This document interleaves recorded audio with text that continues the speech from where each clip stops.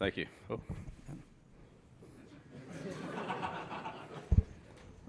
I appreciate everybody coming out today. It's really exciting for me to be here. Start with Chancellor Roberts. He's made such a huge difference, and the opportunity to come to North Carolina. Been very supportive. Has given us a great opportunity at a school that's already a great school with a great brand, and obviously Bubba Cunningham, Steve Newmark, those guys have been great. Our alumni, Mike Lombardi and I we're into the double figures on the donor events and alumni events, things like that. And I'd say just the sport's been overwhelmingly tremendous. Not only supportive, but engaged and, very excited. We want to match that excitement and put that on the field. So, Mike and I have worked together for a long time, going all the way back to the start of Cleveland. Mike in the general manager role, myself in a head coaching role. And, we've had a lot of experience in dealing with kind of what the college football landscape is now. Similar, not the same, but similar in terms of, NIL, revenue sharing, free agency, if you will, and, recruiting, post-draft type recruiting as opposed to drafting. And so, Mike's done a great job of, reinforcing the roster. We have a number of players here that have been here that we're, excited to work with. We have two of them here, Jordan and Will. But also, we brought in a lot of players. We have 70 new players from last year, so that weren't on the roster last season. So, that's a lot of people and a lot of turnover. It's also been that way with our coaching staff. Some of the players or some of the staff members on the coaching end and on the sport end and scouting I've worked with in the past, but there are a lot of new people there. So when you combine all the scouting support and player transition into the program, it's a lot. And we're very much looking forward to getting out on the field next week and, seeing it all come together. I've been super impressed with the way our players have competed. They've worked really hard. I think they're in good condition. We've hit a lot of, personal, they've hit a lot of personal high marks in whether it be strength, speed, explosion, different measurements that we've taken through the course of the training, the beginning through the end, and looking back on their career from previous training years. Like, these guys have really worked hard, and they have a lot to show for it. And so we're almost at the point where we can get out there and start putting together the chemistry, the timing, the execution, the communication, that we need to have on the field. But Mike and his scouting staff have really, between the scouting on the freshmen or the incoming recruits, the 26th class, which is already looking like that'll be a pretty positive group, and two transfer portals. The roster is very competitive, and I look forward to, seeing how all that plays out. And everybody's got a lot of focus, obviously, on the TCU opener, which is in our sights. But really, right now, the big thing for us is just stacking good training days, one on top of another, one at a time, and being ready to go not only for the opener but for the entire regular season and the ACC schedule. So. That's our outlook. Just, put good days together, take advantage of every opportunity. Don't let any days go by where we don't continue to improve, get better, and get closer to, becoming the most consistent and best football team we can be when we step out on the field. And that'll hopefully continue every week, that we'll continue to improve as a team and all the way through the course of the season. So that's what we've always tried to do, and so that'll be our goals this year.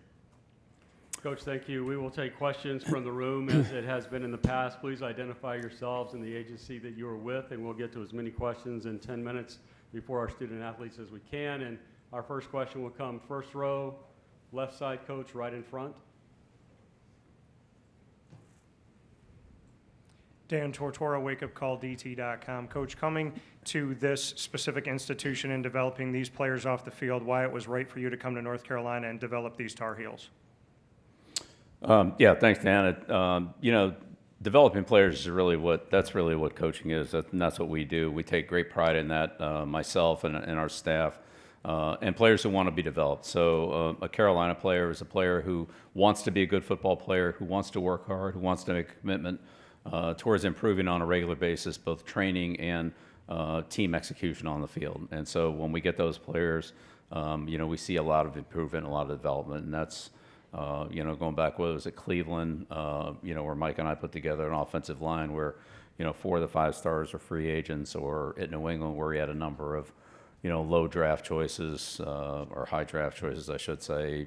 I'd say Brady and Edelman, players like that, who turned out to be great players, as well as some of the other players, are higher picks that developed, like Gronkowski, and so forth. So development's a big part for us, and players that want to come in, work hard, be good players, learn and compete. Competition is what makes us all better. Again, the best competition for me, I learned the most from, going against, great offensive coaches like, Andy Reid and Kyle Shanahan, Mike Shanahan, Joe Gibbs, and all those guys that I competed against. That's what made me great as a coach, or made me work the hardest as a coach, was to compete against those people. And so same thing for the players. Internal competition, the competition we have daily on the field, will get us most ready for the competition that we'll face on Saturdays or whenever the games are. So thank you. Coach, right side, 5th row, hard to the right side. Hard right. Standing up now. Yes. Hey, Coach. Thomas Christopher of the League Winners. I have a 2-part roster building and general football question for you. Do you believe that the evolution of the fullback position kind of being turned more into an H-back role was more due to roster flexibility and player versatility? And with the cyclical nature of football, do you see that position kind of being revitalized now that defenses are more finesse-driven? Well, hopefully we won't be in the finesse-driven category. We're certainly not shooting for that. But yeah, thanks for the question. The fullback question is an interesting question. It really, I think, picked up a lot of momentum when Coach Coryell started with that, and then Joe Gibbs brought it to Washington and ran a one-back offense with Riggins and those guys, all the backs he had there. They kind of rotated him through, George Rogers, all those guys. And then that they caught on definitely throughout the NFL. And at the Giants, we faced that twice a year, and so pretty familiar with the way that one-back offense evolved. And now as offenses have gotten into more spread formations, whereas a lot of 11 personnel and almost all college defenses and pro defenses for that matter are nickel-based, with maybe a 6 defensive back in passing situations, but most everybody's playing 5 defensive backs. I think that reflects on the lack of a fullback, and even in 12 personnel, where usually one of the tight ends is a receiving tight end. So how that trend will continue, I don't know. I'd say for us, we'll do what we feel like is best for the football team, like we always do, and just see how that plays out. But it's been an interesting evolution that's gone from everything being all 2-back. I remember when I first started with the Colts, we went through all the defensive adjustments, that there was always one little box in the very bottom of the corner, or bottom corner of the page, that had a 1-back set on. Everything else was in 2 backs, whether it was brown, blue, black, green, depending on where the backs were set. There were different color codes for the formations, and there was one box for the 1-back sets, and now there's no 2-back sets. So yeah, that's been an evolution. Coach, left side, towards the left. Sir, if you'll Left please side stand. towards the left. Got it. Left side. Hey, Coach, this is Grayson Mann with TigerNet.com. Talking to Davo Sweeney earlier, you said how much he's learned from you since you've made this move to North Carolina. How has your relationship with him grown, as well as the other coaches within the ACC? Yeah, we're all learning from Davo. That's very, very nice of him to say that, very complimentary. Davo's been a friend for a long time. We've scouted his players from the NFL down. Some of the players that are here today, I actually thought, well, maybe we'll be drafting one of these guys. And now here we are going to be playing against them. So, but Davo's been great. I have so much respect for him, the Clemson program, what he's done, the way he runs it. It's high quality. Kids are high quality. He came up to New England, got probably the top player out of New England, in the last probably decade. Christian Wilkins out of Springfield. Suffield Academy. And, I think that says a lot for the program that he runs and what he's done for not only college football, but all the student athletes that he's coached there. They've gone on to represent him and the school very well. And, again, I have a ton of respect for Davo and what he's done.